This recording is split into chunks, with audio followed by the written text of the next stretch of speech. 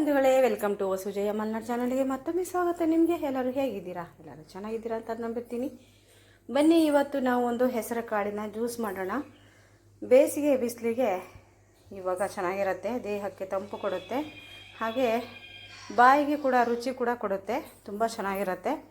ಹಾಗೆ ಒಂದು ಬೌಲು ಹೆಸರು ಕಾಳು ತೊಗೊಂಡಿದ್ದೀನಿ ನಾನು, ಕ್ಲೀನ್ ಮಾಡಿರ್ತಕ್ಕಂಥ ಹೆಸರು ಕಾಳನ್ನ. ಹಾಗೆ ಸಣ್ಣ ಉರಿಯಲ್ಲಿ ಗ್ಯಾಸ್ ಆನ್ ಮಾಡಿ ಒಂದು ಬಾಣಲಿ ಇಟ್ಟು ಸಣ್ಣ ಉರಿಯಲ್ಲಿ ಹುರ್ಕೋಬೇಕು.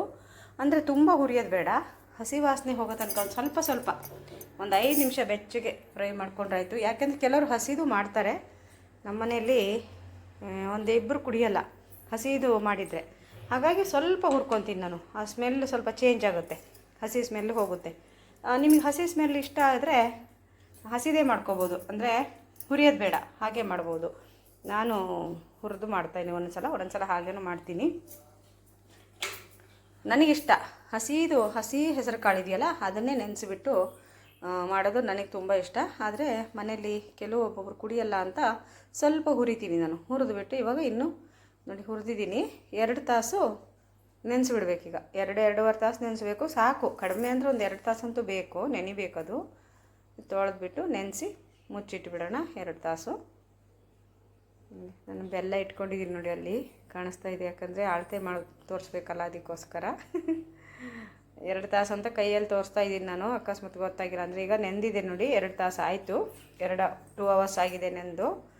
ಹೀಗೆ ಒತ್ತಿದರೆ ಒಡೆಯುತ್ತೆ ನೋಡಿ, ಕಾಣಿಸ್ತಾ ಇದೆ ಅಲ್ವಾ, ಓಪನ್ ಆಗ್ತಾ ಇದೆ ನೋಡಿ, ಕಾಣ್ತಿದೆ ಹೀಗೆ. ಇವಾಗ ನೆಂದಿದೆ, ಹುರಿದ್ರಿಂದ ಬೇಗ ನೆನ್ಕೊಡುತ್ತೆ. ಇವಾಗ ಎಲ್ಲವನ್ನು ಹಾಕ್ಕೊಳ್ಳೋಣ. ಹಾಗೆ ಯಾರೆಲ್ಲ ನನ್ನ ಚಾನಲ್ ಸಬ್ಸ್ಕ್ರೈಬ್ ಮಾಡದೆ ನೋಡ್ತಿದ್ದೀರಾ, ಪ್ಲೀಸ್ ಸಬ್ಸ್ಕ್ರೈಬ್ ಮಾಡ್ಕೊಂಡು ಸಪೋರ್ಟ್ ಮಾಡಿ. ಹಾಗೆ ನಿಮ್ಮ ಫ್ರೆಂಡ್ಸಿಗೆ ಫ್ಯಾಮಿಲಿಗೆಲ್ಲ ಶೇರ್ ಮಾಡಿ. ವಿಡಿಯೋ ಇಷ್ಟ ಆದರೆ ಲೈಕ್ ಮಾಡಿ, ಕಮೆಂಟ್ ಮಾಡಿ.